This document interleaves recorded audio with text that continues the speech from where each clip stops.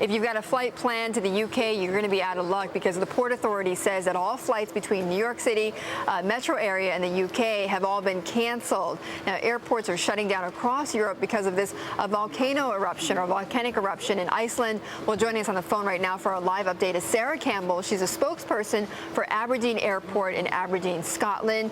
And Sarah, just tell us first off how many flights or what is the air situation there right now for you, the airspace situation for you right there in Scotland? In Scotland, the airspace situation has been kind of changing overnight, well, over our night, as you guys have all been in bed.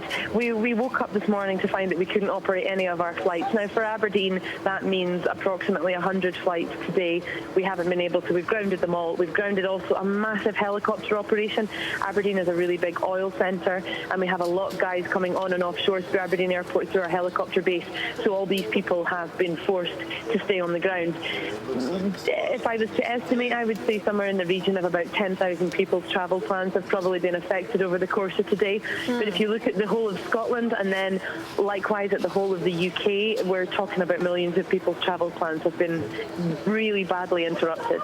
Now, for those who did, some of the pilots who were in the air just as this were beginning, I mean, what did they see? I mean, did they describe to you what they saw with the volcanic ash?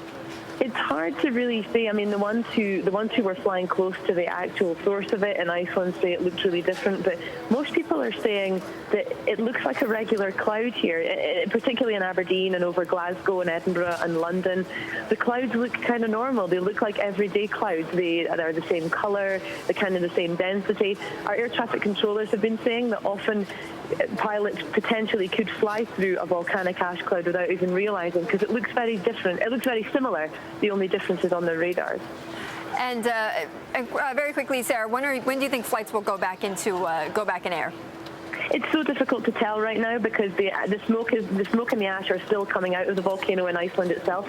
So for as long as they're coming out at source, they're going to be blowing in our direction thanks to the jet stream. So we're just kind of taking every hour as it comes right now. We're ready to get the operation back up and running as and when we're told by NATS that it's safe. But of course, safety has got to be our #1 priority. Indeed. Okay. All right, Sarah, thank you so much. Sarah Campbell from the Aberdeen Airport in Scotland.